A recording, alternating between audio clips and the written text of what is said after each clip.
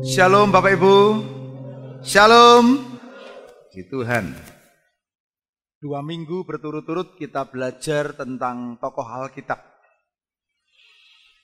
Tokoh Alkitab Daud memberi kepada kita satu teladan yang luar biasa.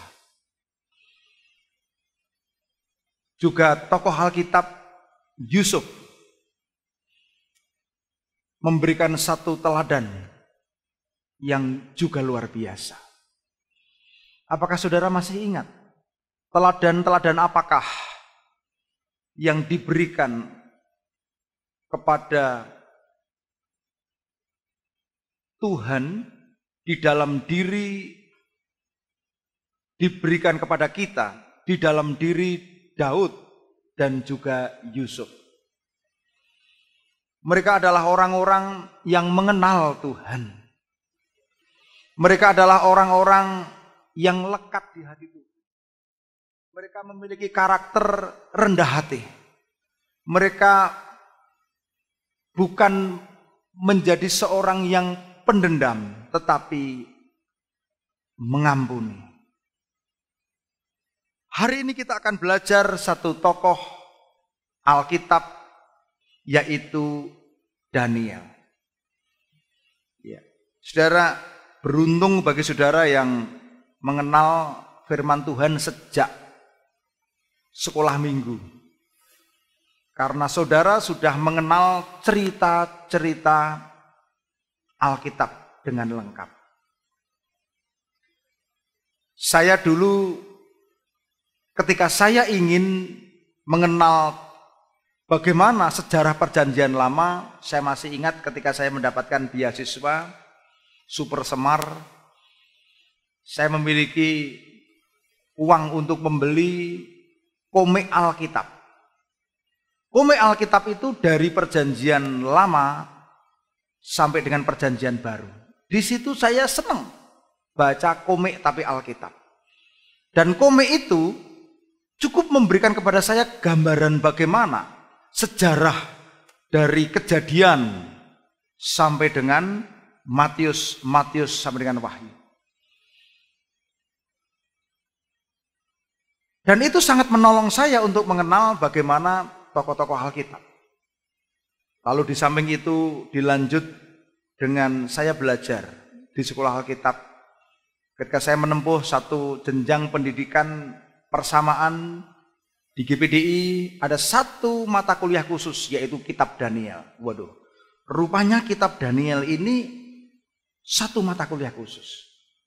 Dan yang mengajar namanya Pak Pendeta Senior, namanya Pak Yusak. Saya masih ingat itu. Itu adik kandungnya dari Karunia Jaya, perintis gereja GPDI di Semarang. Saudara, ada banyak sekali yang bisa kita belajar dari para tokoh Alkitab. Dulu ketika saya mahasiswa, saya juga ikut Bible Study di Jalan Gajah Mada, dekatnya Hotel Sahid di Solo, khusus tentang Yusuf. Rupanya Yusuf itu bisa dibahas sampai dengan 15 kali pertemuan. Dan sangat detail.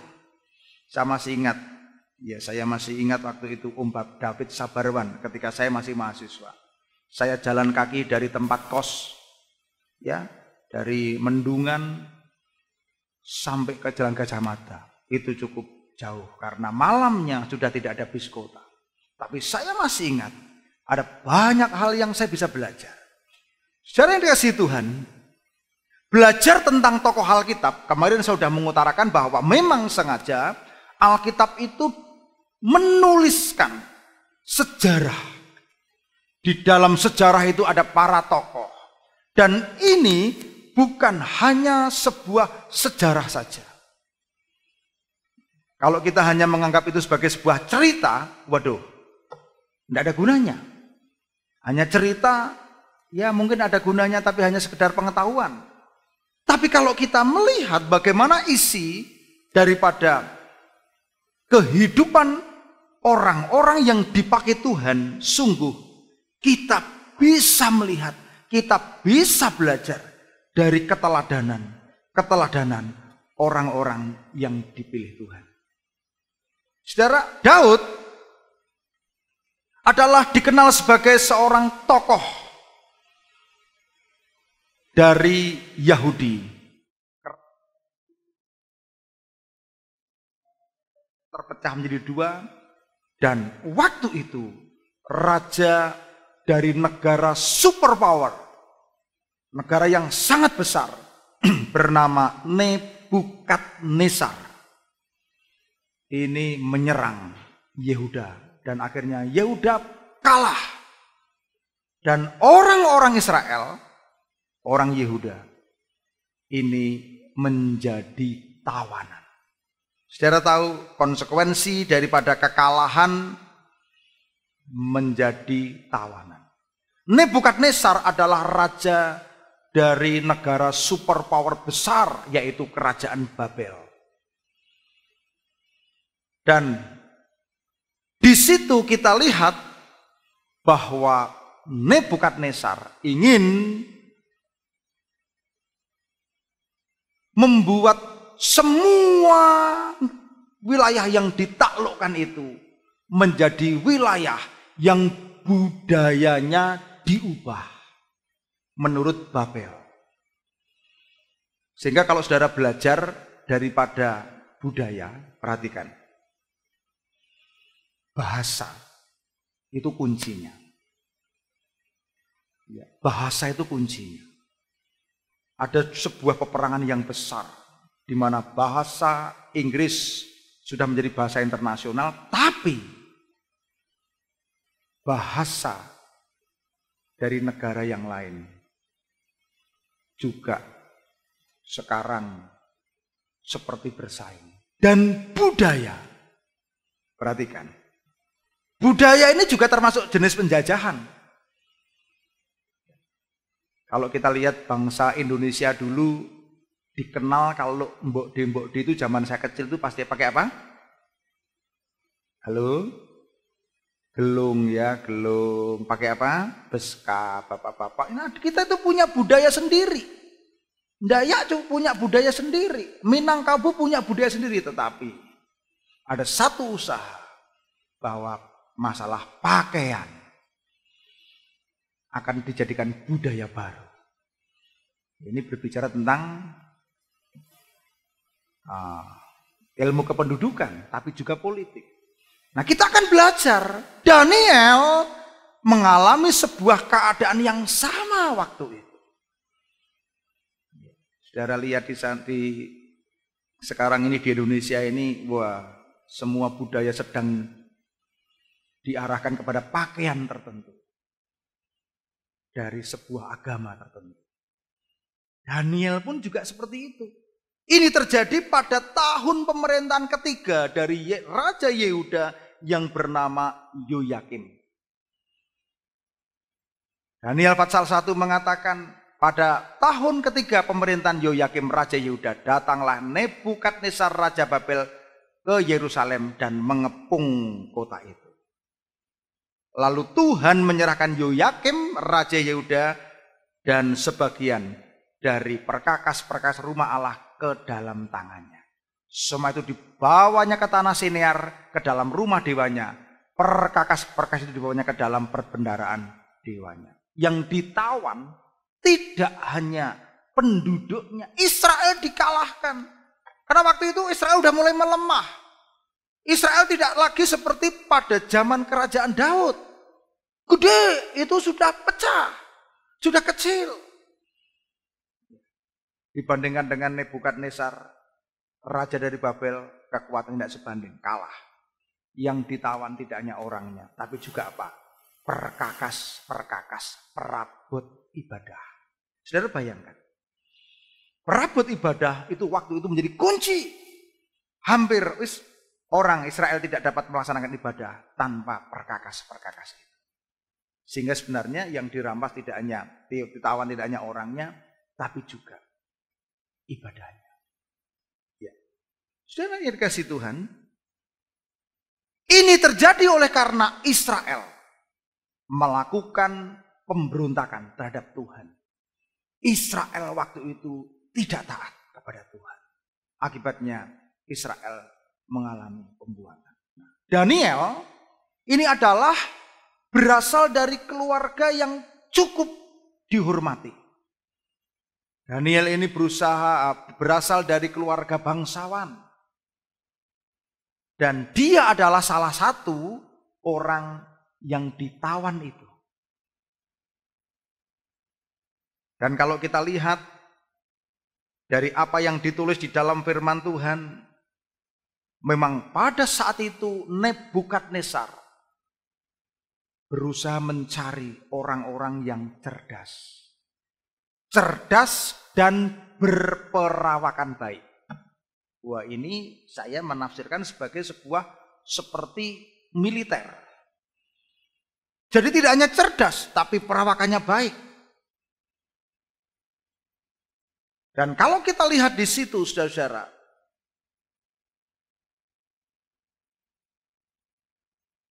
pemuda-pemuda ini ketika ditawan, Raja Nebukadnezar punya maksud untuk juga diajarkan. Kalau kita lihat di dalam ayat yang keempat, diajarkan tulisan dan bahasa Kasdim, budaya dari yang menjajah. Dan kasih Tuhan, kita lihat bahwa Daniel tidak sendirian. Di situ juga ditawan pemuda-pemuda cerdas dari kalangan bangsawan yang lain. Ada Sadrak, ada Mesak, ada Abednego. Dan cerita ini kita sudah mengenal di dalam ayat yang ke-7. Ya. Ada Sadrak, Mesak, dan Abednego yang juga ditawan, dijadikan tawanan politik, tapi dididik. Dididik untuk bisa berbahasa Kasdim. Dididik untuk bisa berasimilasi dengan budaya yang ada di mereka. Nah, Alkitab mencatat di dalam Patsal 1, Daniel adalah pemuda yang punya prinsip.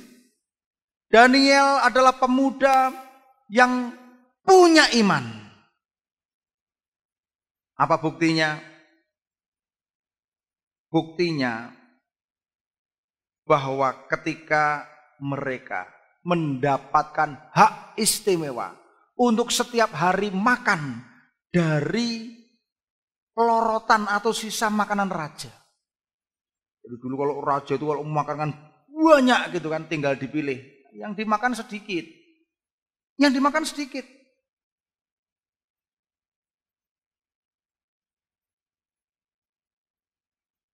Namun Daniel tidak mau memakan santapan raja.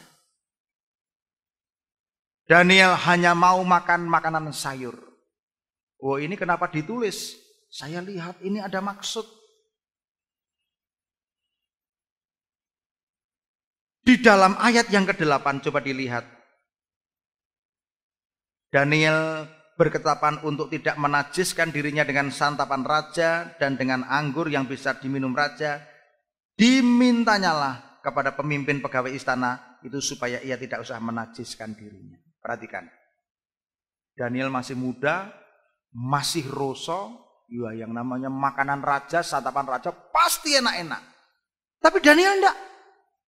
Coba kita bayangkan ya, kalau saya dengan Pak Mariono mungkin ya. Mungkin dengan yang seusia, Mbah Nardi, mungkin juga dengan yang lain ya, Lek Sangati yang udah tua-tua ini. Kalau didepi makanan gitu, saudara, ya makan seperlunya. Kalau kekenyangan perutnya sakit. Ya nggak akan lahap. Kalau orang udah tua makan banyak, wah itu istimewa ya. Tapi kalau masih muda seperti Daniel, waduh, santapan raja, apalagi diterangkan di sini, santapan raja, pasti. Ya, saya yakin kalau Samuel Kristo dikasih makanan santapan raja nih. Kira-kira seneng enggak? Wah, seneng, apalagi santapan raja. Ya. Kentucky aja udah dihajar habis ya. Tapi lihat di sini ada tulisan najis. Berarti apa? Berarti memang Daniel dan teman-temannya ini tidak memakan makanan, di mana makanan dari Nebukadnezar ini adalah makanan yang dihidangkan tidak menurut hukum Taurat. Perhatikan. Makanan ini adalah makanan yang bisa memabukkan. Maka ada disebutkan apa? Daniel punya prinsip. Dia hanya makan satu makanan yang disajikan yang tidak najis. Yang tidak melanggar hukum Taurat. Coba bayangkan. Ini kan roh yang namanya roh. Penguasaan dirinya hebat ya. Ada orang yang sakit gula. Tapi kalau dengan manis-manis tetap makan gitu ya. Ada orang yang sakit tekanan darah tinggi. Tapi didepi sate. Siap. Gule siap. Habis sate dan gule udah parah itu. Didepi apa? Duren. Siap. Gitu. Bayangkan itu. Oh, itu kan tidak menguasai diri. Akhirnya apa? Sakit. Saudara, udah asam urat, emping, sikat. Coba ini Daniel masih muda. Perhatikan yang muda-muda. Masih muda, tapi dia punya pengendalian diri, penguasaan diri. Kita lihat bahwa penguasaan diri adalah buah Roh Kudus. Sudah dikasih Tuhan.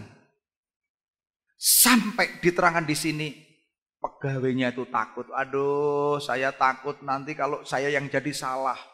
Ayat 10 mengatakan, tetapi berkatalah pemimpin pegawai istana kepada Daniel, aku takut kalau tuanku raja yang telah menetapkan makanan dan minumanmu berpendapat bahwa kamu kelihatan kurang sehat daripada orang-orang muda yang lain sebagainya dengan kamu, sehingga aku dianggap bersalah oleh raja. Jadi makanan yang disiapkan untuk tawanan-tawanan politik yang masih muda yang akan dibentuk jadi pemimpin masa depan ini, makanan sekelas raja. Tetapi oleh Daniel, enggak, aku tidak akan menajiskan diri. Saya makan sayur saja. Saudara, makanya saudara lihat, kalau kita orang-orang yang di Klaten ini, makanan pokoknya apa? Nasi. Gitu? Nasi. Tapi sebagian orang yang mengerti kesehatan, makanan pokoknya apa? Sayur. Nasi diganti kentang. Saya punya teman itu makannya sayur. Nasinya itu kalau siang dikit aja. Lalu hampir tidak pernah. Nah, dari sini kita bisa melihat ayat yang ke-20. Ternyata memang betul makanan-makanan sayur itu membuat Daniel dikatakan 10 kali lebih cerdas. Ayat 20 dikatakan apa? Didapatinya apa mereka 10 kali lebih cerdas daripada semua orang berilmu dan semua ahli jampi di seluruh kerajaan. Wah, ini kerajaan Nebukadnezar itu kerajaan yang sangat besar wilayahnya. Ya, sebagian Eropa, sebagian Asia, sebagian semenanjung yang di beberapa di Afrika. Ini besar. Tapi Daniel itu 10 kali lebih cerdas. Jadi kalau ada orang di situ yang cerdas, paling cerdas di seluruh Babel, Daniel 10 kali lipat lebih cerdas. Ini Alkitab tidak salah, saudara. Alkitab tidak salah. Memang benar 10 kali lebih cerdas dari semua orang yang berilmu, ahli jampi di seluruh kerajaannya. Yang dikasih Tuhan.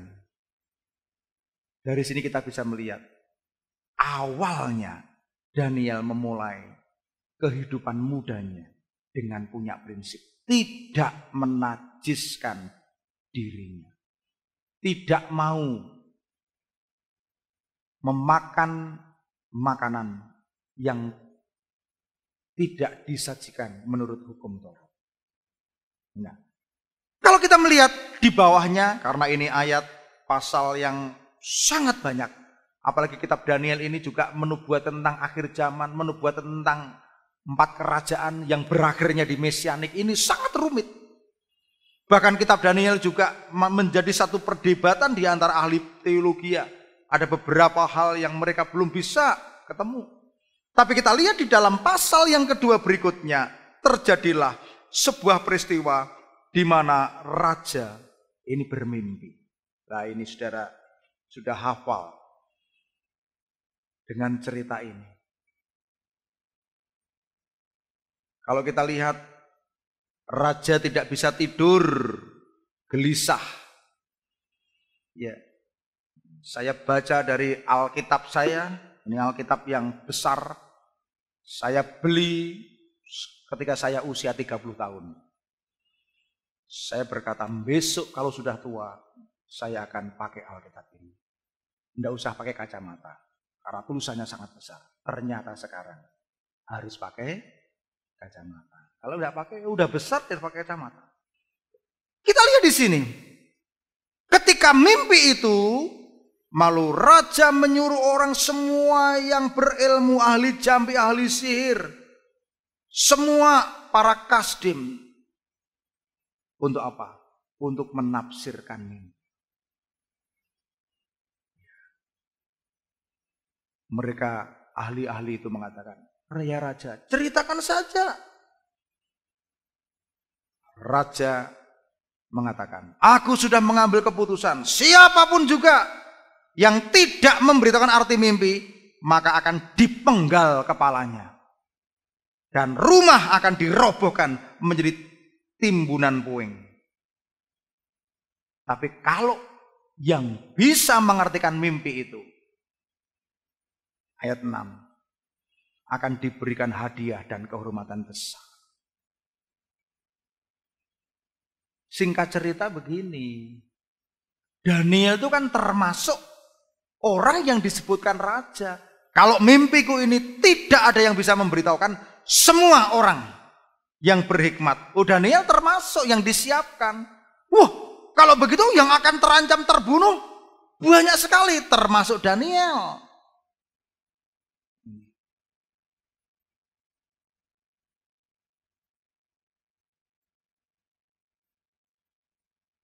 Coba lihat ayat yang ke-13. Bapak Ibu baca Daniel 2 ayat 13 supaya ngerti alur ceritanya. Titah raja sudah dikeluarkan.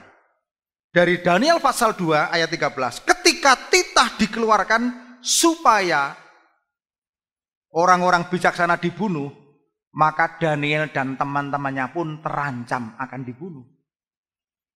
Lah iya. Nanti kalau mimpi ini tidak ada yang bisa mengartikan, raja akan membunuh semua. Tidak hanya membunuh, tidak hanya memenggal kepalanya, rumahnya pun akan diratakan. Wah, ini luar biasa.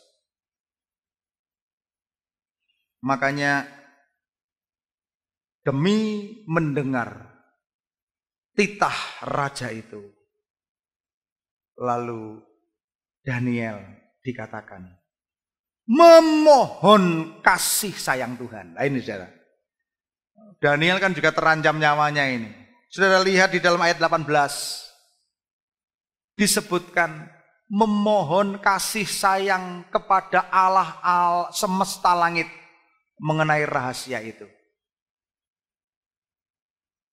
Wah, Daniel memohon kasih sayang. Artinya apa?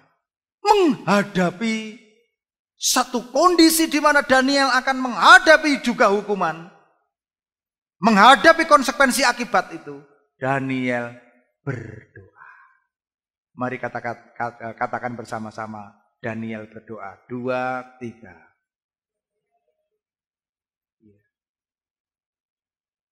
Singkat cerita,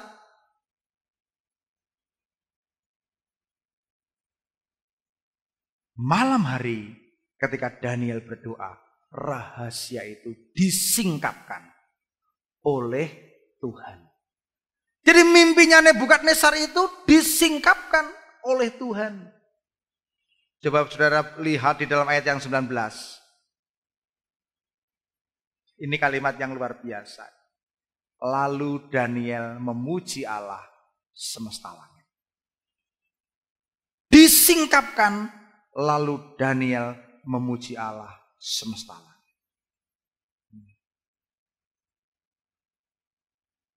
Saudara, singkat cerita, Daniel menghadap raja dan mengartikan mimpi itu. Ini mimpi tentang patung.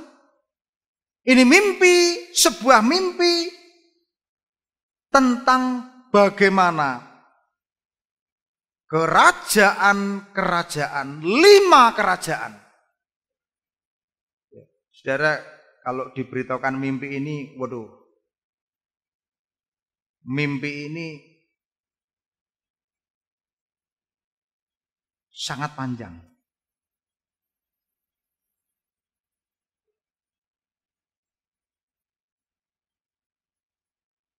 Tetapi Daniel melihat satu mimpi tentang patung.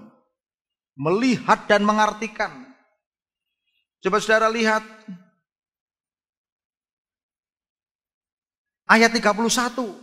Ini kalau kita baca. Sangat panjang.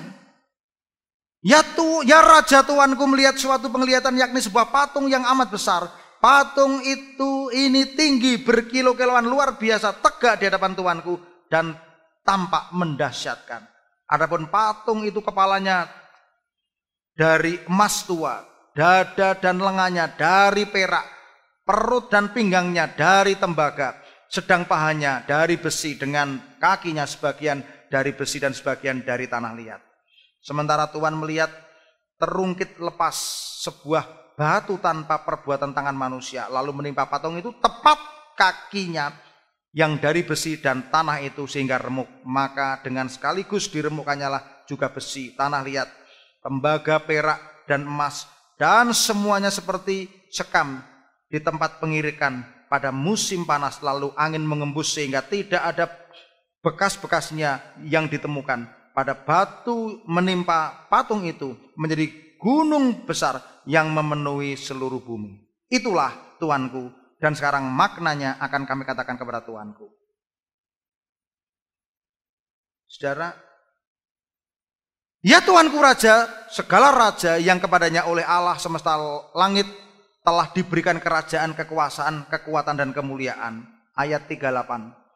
Dan yang ke dalam tangannya telah diserahkan anak-anak manusia dimanapun mereka berada, binatang-binatang di padang dan burung di udara, dan yang dibuatnya menjadi kuasa atas semuanya itu.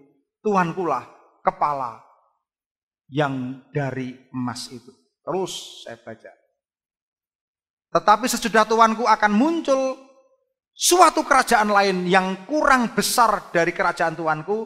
Kemudian suatu kerajaan lagi, yakni yang ketiga dari tembaga, yang akan berkuasa atas seluruh bumi. Terus sesudah itu akan ada suatu kerajaan yang keempat, yang keras seperti besi, tepat seperti besi yang meremukkan dan menghancurkan segala sesuatu, dan seperti besi yang menghancur luluhkan. Maka kerajaan ini akan diremukkan. Maka kerajaan ini akan diremukkan dan menghancur luluhkan semuanya itu. Nah, ini kalau saya ceritakan panjang sekali. Inti daripada mimpi daripada Raja Nebukadnezar itu, saudara, adalah mimpi tentang kerajaan yang silih berganti menguasai dunia pada saat itu. Dimulai dari Babel. Babel, kerajaan yang rajanya adalah Nebukadnezar.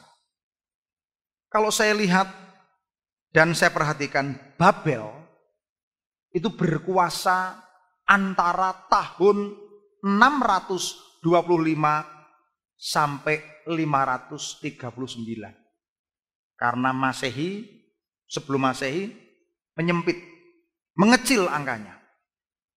Ya, kalau kita lihat di dalam bab berikutnya juga tafsiran daripada ahli-ahli teologi, kerajaan Babel nanti akan dihancurkan oleh kerajaan Persia. Kerajaan Persia dihancurkan oleh Alexander the Great. Persia ini 538 sampai 330. Alexander berkuasa antara 333 sampai 330. Hanya 3 tahun. Ini. Lalu berikutnya Romawi. Romawi berkuasa dari 31 sebelum Masehi sampai 476 setelah Masehi. Jadi Daniel berhasil menafsirkan mimpi itu dan diakhiri dengan kerajaan Mesias. Saudara kalau perhatikan, kerajaan yang berikutnya adalah kerajaan Mesias. Kerajaan yang tidak bisa dihancurkan, yaitu kerajaan Yesus Kristus. Amin. Ini sejarah. Dan saudara tahu, ini terjadi. Ini terjadi. Nah, waduh luar biasa. Akhir daripada cerita. Karena itu Daniel dilantik menjadi penguasa atas kekuasaan Babel di bawah Raja Nebukadnezar. Waduh, kok ceritanya mirip Yusuf ya? Ya. Ada mirip juga dengan Daniel ya? Coba perhatikan yang masih muda. Ceritanya juga luar biasa. Diterangkan dalam Daniel pasal 2 ayat 1-49. Daniel menyerahkan jabatan itu kepada temannya. Sedangkan dia sendiri tinggal di dalam kerajaan Babel. Saudara, oleh karena kemurahan Tuhan, karir Daniel terus baik. Di bawah pemerintahan di mana Daniel menjadi salah satu penguasa. Wah, kerajaan itu diberkati luar biasa. Dan Daniel itu hidup di bawah 4 raja. Dimulai dari Nebukadnezar. Nah, sekarang kita lihat ini cerita yang menjadi favoritnya anak sekolah minggu. Bagaimana cerita Daniel? Daniel waktu itu sudah tua, umurnya 80 tahun. Dia adalah abdi Tuhan yang setia berdoa. Setiap hari dia berdoa naik ke atas loteng rumahnya, berdoa menghadap kepada Yerusalem. Lalu oleh karena Daniel ini sangat dipercaya raja, orang-orang itu menjadi iri, para pembesar yang lainnya menjadi iri. Lalu dicari cara bagaimana supaya Daniel ini bisa dihukum. Ini persaingan jabatan. Mencari-cari kesalahan orang lain itu hal yang biasa di kalangan dunia sekuler. Mencari-cari kesalahan itu sebuah cara yang mungkin dianggap legal. Ya, sama seperti Ahok, anak Tuhan yang sungguh punya integritas, tapi dicari kesalahannya. Ya, yang dulu dipakai alat untuk mencari kesalahan pun sekarang menyesal. Wah, saya hanya diperalat. Daniel pun mengalami seperti itu. Ya, lalu para pemuka-pemuka yang benci dengan Daniel ini, dia sengaja merancangkan sebuah undang-undang yang ketika diteken raja tidak bisa dicabut lagi. Kalau kita melihat di dalam pasal yang ke-8, pasal yang ke-6 ayat 8. Oleh sebab itu ya raja, keluarkanlah larangan itu dan buatlah sebuah perintah yang tidak dapat diubah menurut undang-undang orang Media dan Persia yang tidak dapat dicabut. Saudara, undang-undangnya apa? Kalau kita lihat di dalam Daniel pasal yang ke-6, apa undang-undangnya? Pasal yang ke-6. Ayat yang ke-8, coba lihat.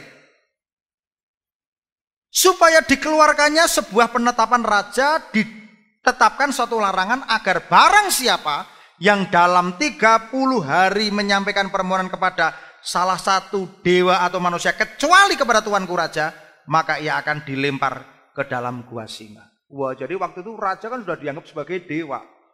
Kalau ada yang berdoa memohon selain kepada tuanku, tetapkan hukumannya apa? Dilempar ke gua singa.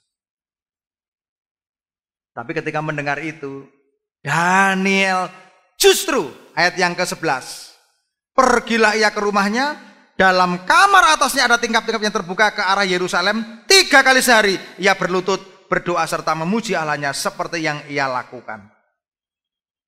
Wah, Daniel malah nekat. Malah apa? Ke loteng menghadap Yerusalem berdoa, otomatis dilihat.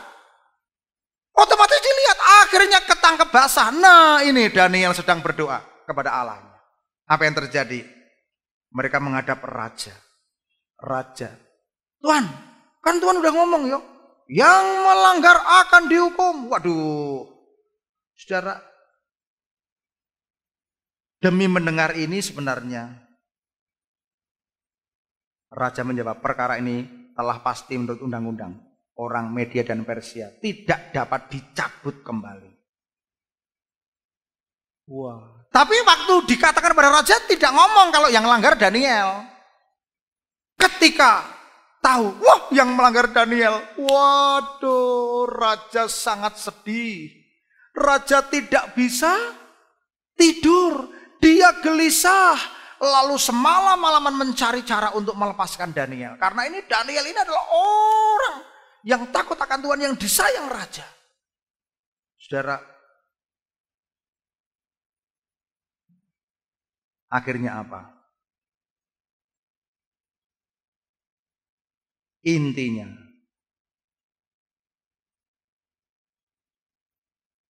Daniel dimasukkan ke dalam gua singa. Tapi Daniel ngomong, raja bicara pada ayat yang ke-17. Allahmu yang kau sembah dengan tekun, dialah kiranya yang akan melepaskan engkau. Bayangkan.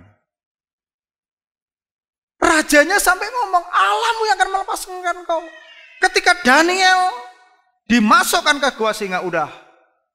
Rajanya sedih. Kenapa? Dia sudah tidak bisa berkutik. Karena titahnya tidak bisa dibatalkan. Dan ini adalah skenario dari orang-orang yang iri dengan Daniel.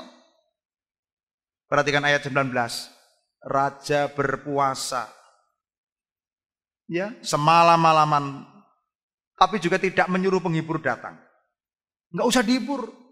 Pagi-pagi fajar sekali. Bangunlah raja. Dan buru-buru pergi ke gua singa. Ketika sampai di situ, berserulah ia kepada Daniel dengan suara yang sayu. Daniel. Dia ragu-ragu, udah habis nih Daniel dimakan singa. Daniel, hamba Allah yang hidup, Allahmu yang kau sembah dengan tekun telah sanggupkah ia melepaskan engkau dari singa itu? Daniel menjawab, ya raja, kekalah hidupmu. Allahku telah mengutus malaikatnya untuk mengatupkan mulut singa-singa itu sehingga mereka tidak mengapa-apakan aku. Karena ternyata aku tidak bersalah di hadapannya, tetapi juga terhadap tuanku ya raja, aku tidak melakukan kejahatan. Wah, dikatakan raja sangat bersuka cita. Sangat suka cita. Ayat berikutnya, raja memberi perintah, orang-orang yang sudah bermufakat itu dilemparkannya. Tidak hanya orangnya, anaknya juga, istrinya juga. Waduh. Mong belum sampai dilempar masuk, baru di mulut gua saja diterangkan. Semua dimakan habis. Bahkan Alkitab mengatakan apa? Mengatakan sampai tulang-tulangnya. Wah ini. Bayangkan, berarti apa? Berarti daging dan tulang orang yang jahat itu enak ya. Sampai tulangnya. Dikatakan di dalam ayat yang ke-25, meremukkan tulang-tulang mereka.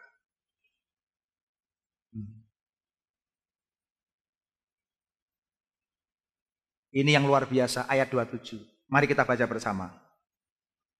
Ayat 27, ayo kita baca bersama-sama. Ya, dibaca semua ya. 2, 3. Bersama ini kuberikan perintah bahwa di seluruh kerajaan yang kukuasai orang harus takut dan gentar kepada Allahnya Daniel. Sebab dialah Allah yang hidup, yang kekal untuk selama-lamanya. Pemerintahannya tidak akan binasa dan kekuasaannya tidak akan berakhir. Bayangkan. Gara-gara seorang anak Tuhan bernama Daniel, diundangkanlah sebuah peraturan yang harus ditaati oleh seluruh orang yang ada di Babel. Semua orang harus takut dan gentar kepada Allahnya Daniel. Ini sebuah penginjilan massal.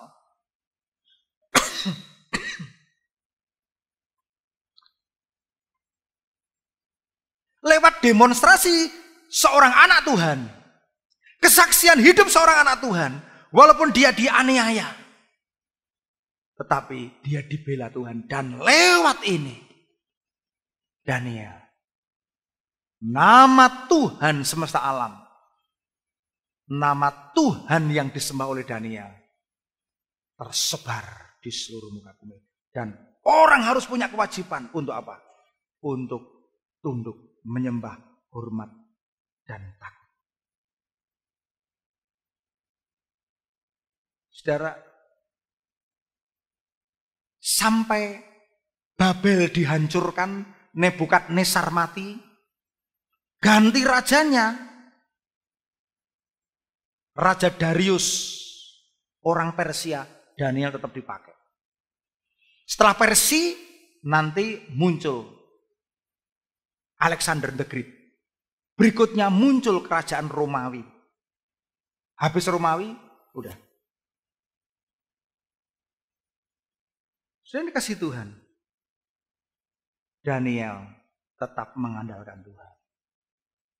Saya mau tanya, siapa di antara saudara yang pernah mendapatkan pencobaan sampai masuk gua singa? Angkat tangan. Halo? Ini semua pakai masker ini gimana ya? Saya nggak tahu. Ini guyu orang. Nggak ada. Ya. Mungkin ada yang bertanya, iya Pak, kalau saya juga mau dimasukkan gua singa, saya juga akan berdoa sungguh-sungguh. Tapi kalau hanya masalah kecil, saya nggak usah berdoa. Berarti enggak. Dari pelajaran ini kita juga bisa melihat bahwa, waduh, Daniel ini memiliki karakter, suka berdoa. Ya, walaupun dijerat lawan politiknya, tapi Tuhan menolong. Ya, sampai akhirnya melalui Daniel, nama Tuhan dipermuliakan. Makanya karakter Daniel ini dia punya integritas. Tidak memakan makanan yang bisa memabukkan, minuman yang bisa memabukkan, makanan yang bisa menajiskan. Lalu Daniel punya satu kebiasaan, suka berdoa. Suka berdoa. Daniel juga punya iman. Harus sembah kepada raja, menyembah kepada patung, tidak. Daniel menolaknya. Justru dengan dia mendemonstrasikan dia berdoa kepada Allah yang sehari 3 kali. Siapa di antara engkau, hei anak-anak muda, jangan engkau meninggalkan Tuhan karena jodoh. Yang orang muda katakan amin. Yang masih muda katakan amin. Yang di atas nggak ngomong. Rizki katakan amin. Amin apa? Ya, jangan meninggalkan Tuhan. Ya, jangan meninggalkan Tuhan karena pekerjaan. Jangan meninggalkan imanmu kepada Tuhan. Ya, saudara, apapun yang terjadi, karena Tuhan pasti menolong, Tuhan pasti membela. Daniel punya iman yang luar biasa. Belum lagi nanti kalau saudara lanjutkan cerita ini pada pasal-pasal berikutnya. Ada banyak hal yang kita bisa belajar. Daniel setia. Setia. Daniel mengasihi dan mengenal Allahnya. Daniel juga orang yang bekerja keras di dalam melayani Tuhan. Kemarin Sabtu saya berangkat jam 5 pagi menuju Surabaya. Saya bawa Bu Yuli untuk berobat yang ketiga. Ya karena padat sekali. Wah, Mas Seva ini sama Pak Agung ini nyopirnya ini semangat. Sudah tahu di jalan tol kan nggak terasa. Wah, gitu. Tahu-tahu 150. 155, 160. Saya juga nggak tahu tidur itu. Nggak tahu. Di gerbang tol lebih dari 25 kendaraan. Semua. Ayo. Ini pelanggarannya. Ada fotonya. Rupanya di jalan tol yang begini tuh bisa difoto, saudara. Difoto. Kecepatannya ini. Pas di foto, pas 132. Wah, semua ketilang. Wah, nek carane jalan tol kon mlaku. Jelas sudah tahu kalau yang sudah biasa jalan 100 itu sudah seperti yang Idul Desa 20 itu kan. Akhirnya hampir semua kendaraan kena tilang. Ditilang 200.000. Saya ngomong harus sampai di rumah jam 7. Bagaimana ini? Pokoknya saya tidak mau tahu. Jam 7 sampai rumah. Pulangnya begini. Kalau kecepatan ini tidak bisa. Mesti harus tambah. Nanti kalau ditilang lagi bagaimana gitu kan? Terus nek perlu ditilang pintu. Loh bagaimana saudara? Karena saya harus melayani ibadah keluarga yang harus saya layani di keluarga Pak Kino. Jadi harus semangat ya. Akhirnya puji Tuhan ya, walaupun pulangnya juga kecepatan tinggi, tapi tidak ada tilang. Saya bisa melayani 3 menit sebelum dimulai saya datang. Saudara, memang saya mau kasih tahu orang-orang muda ini, Daniel ini juga pekerja keras. Lihat kemarin Yusuf bekerja keras, Daud pahlawan Tuhan. Oleh karena itu dari cerita ini kita bisa belajar. Daniel disertai Tuhan karena dia mengandalkan Tuhan. Daniel punya iman. Dia tidak berkompromi menyembah Tuhan yang lain. Daniel juga suka berdoa. Bagaimana dengan kita? Tanya sama samping kanan kiri. Nek kowe piye? Tolong tanya ya. Nek kowe piye ya? Iya, baru dapat tantangan dikit aja udah aku ora nyang gereja ora apa-apa kok. Udah ninggalkan Tuhan. Ya, mari kita semua berdiri. Ya, kita semua berdiri. Pemusik, saya persilakan maju ke depan. Apa? Nyanyi yang minggu yang lalu itu apa? Ya, saya suka lupa. Mari kita berdiri semuanya dengan semangat. Ya, tengadahkan tanganmu, minta yang dari Tuhan. Minta yang dari Tuhan. Aku datang dan bersujud. Ya, ini lagu favorit saya sementara ya. Saudara, ketika saudara mendengarkan firman Tuhan, jangan saudara gini, wah wis rampung, kayak mulai, enggak ya. Yang saudara pikirkan apa? Apa Tuhan yang Tuhan mau dalam hidup saya? Amin. Amin. Tuhan mau apa dalam hidup saya? Mungkin firman Tuhan ini menguatkan, tapi mungkin juga menegur. Hari ini kita mau. Aku datang dan ku bersujud di hadapanmu, ku rasakan indah hadiratmu. Telah ku buka mata hatiku, telah ku buka mata hatiku dan seluruh jiwaku untuk ku nikmati firman. Aku datang dan bersujud. Aku datang dan ku bersujud di hadapanmu, ku rasakan indah hadiratmu.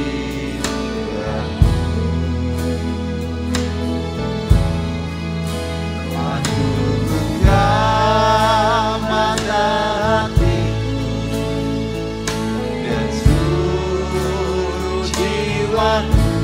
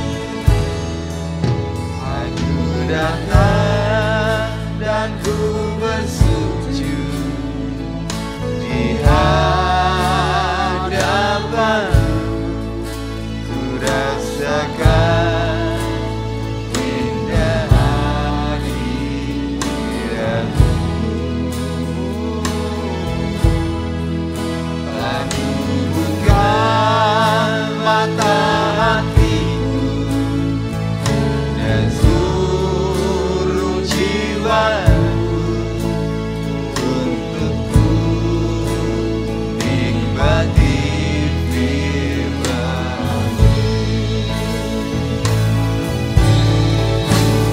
Firman-Mu yang kuasa untuk mengubah sikap hati.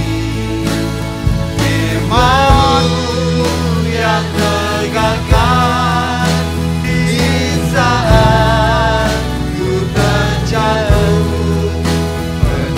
Penuhkanlah rencana-Mu dengan air sungai-Mu. Ku haus akan firman-Mu. Firman-Mu yang kuasa untuk mengubah sikap hati. Firman-Mu yang tegakkan di saat ku terjatuh. Penuhkanlah rencana-Ku dengan air sungai-Mu. Ku haus akan firman-Mu. Ku haus akan firman. Ku haus akan firman-Mu.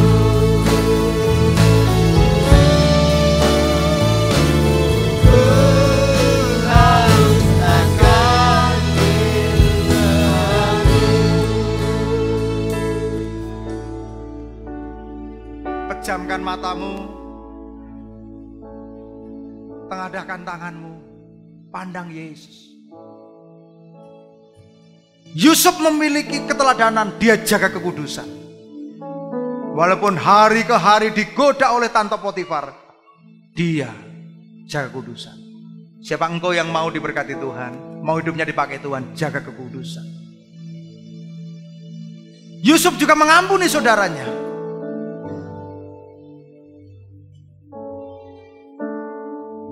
Siapa engkau yang mau diberkati, mau dipakai Tuhan, ampuni saudaraku. Daud mengandalkan Tuhan, Yusuf mengandalkan Tuhan, Daniel mengandalkan Tuhan. Setiap permasalahan mereka tidak pernah menyalahkan Tuhan. Siapa engkau yang hadapi masalah sering menyalahkan orang lain, sering menyalahkan saudara-saudaranya, menyalahkan yang lain-lain. Itu bukan karakter dari anak Tuhan. Hari ini ambil komitmen, Tuhan, aku mau Tuhan mengandalkan Tuhan. Daud setia berdoa, Yusuf setia berdoa, Daniel juga suka berdoa. Bagaimana dengan kehidupanmu? Apakah selama ini engkau suka berdoa?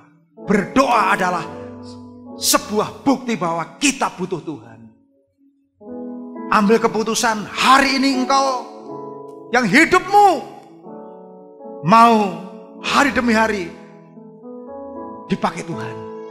Datang pada Tuhan, katakan, Tuhan tolong saya, Roh Kudus tolong saya untuk hidup saya. Hari ini engkau yang hidupmu dalam dosa, yang mencoba untuk meremehkan dosa, bertobat.